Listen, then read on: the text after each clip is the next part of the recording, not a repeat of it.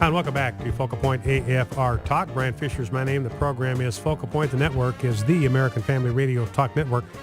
Talk a little bit, just a couple more stories to close the loop on the Islam deal. I just have a whole batch of stories in the stack, and I find them all interesting. Our U.S. Embassy was actually advertising in Libya for bodyguards, and they were willing to pay him $13,000 a year. So they were going to hire Muslims to guard infidels in a Muslim country. Does that make any sense to you? It doesn't make any sense to me whatsoever. Shows the abysmal naivety or gullibility or willful blindness or ignorance we have in this administration toward the reality of Islam. And the Bush administration had the same blindness. This is not unique to the Obama administration. President Bush out there calling it a wonderful religion, a great religion of peace that's been hijacked. And, of course, nothing of the sort is true. And our U.S. consulate was reduced to advertising for bodyguards with limited English language skills. So bodyguards that can't even communicate with the people they're supposed to protect, and they were going to pay them $13,000 a year. And it turns out in the job description, they were giving specific priority to same-sex domestic partners of U.S. government employees. So homosexuals were going to get favored treatment.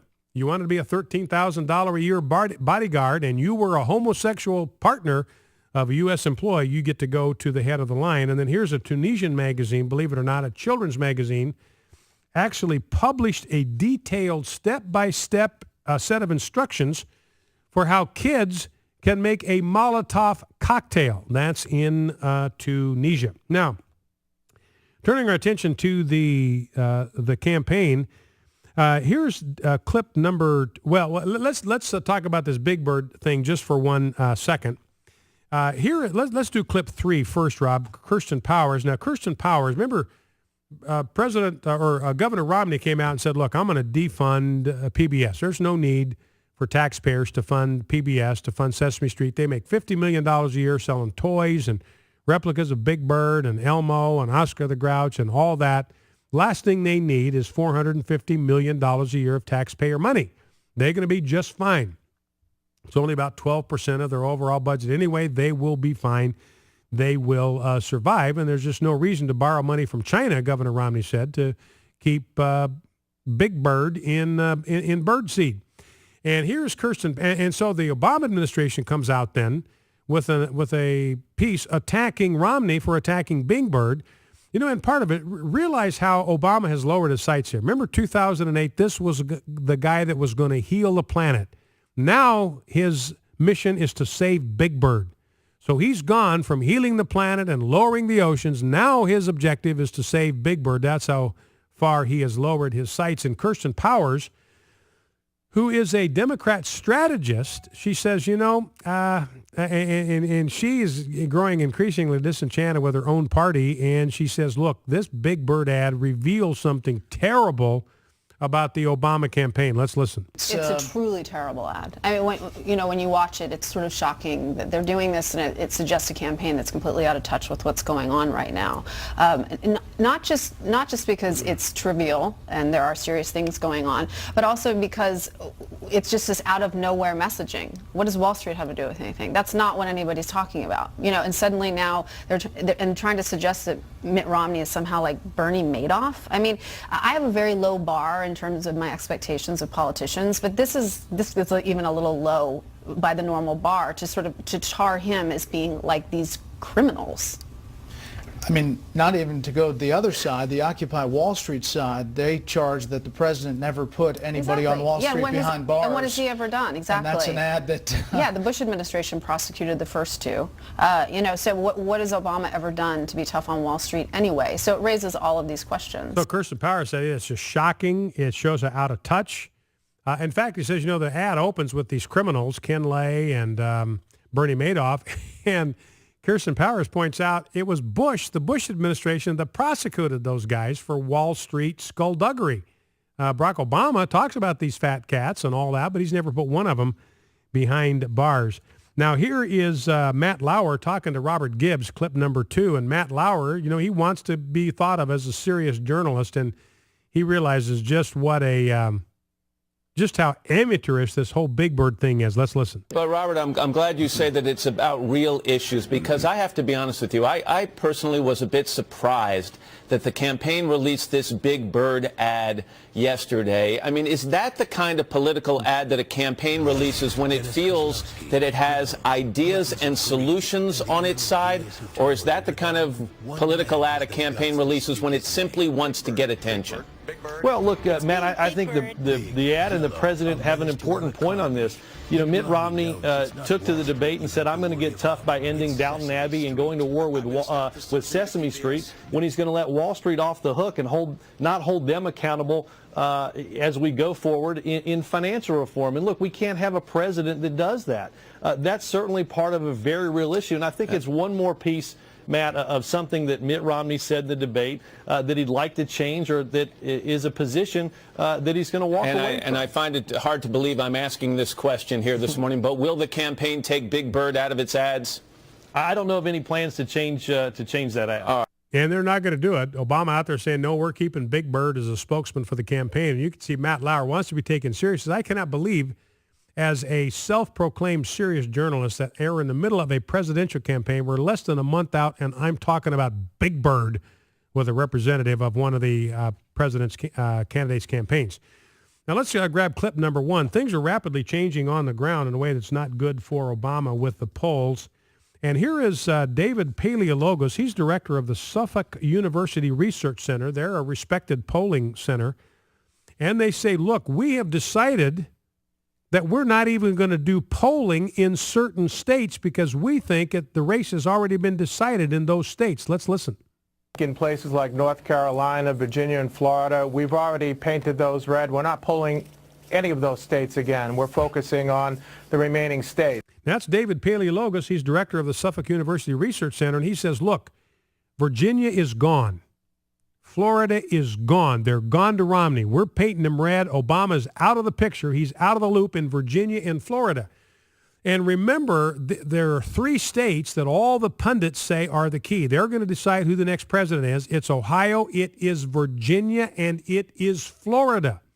So voters out there that are hoping for a change in November, this is tremendously encouraging for people, because they're saying, look, we've written off. There's no point in polling in Virginia and Florida anymore. They're going red. They're going for Romney. We're not going to waste time and money and energy and manpower polling in those states because Romney's going to win them. Now, Ohio still is a toss-up. That's still within the margin of error. But we talked about the fact that Romney's closing the gap there, and that he's up 20 points on independents in Ohio. And here are his general numbers with independents. According to Investors Business Daily, Romney's up 52-34 among independents, 18-point gap. Pew poll released yesterday, Romney's up 4 points among independents, 46-42. Politico George Washington poll released yesterday, Romney 51 to Obama 35, 16-point margin among independents, and that's Politico. Remember, they're in the tank for Obama, so that they had to kind of swallow hard to publish that one. CNN last week, they got a poll, independents, Romney up 49-41. National Journal, they've got Romney up 49-41 over independents. Remember, independents are the ones that everybody says you have absolutely got to have. And here's a story in Politico talking about the angst that's growing among President Obama's supporters. A piece by Glenn Thrush, one of their leading writers. First came the nausea, then came the anxiety.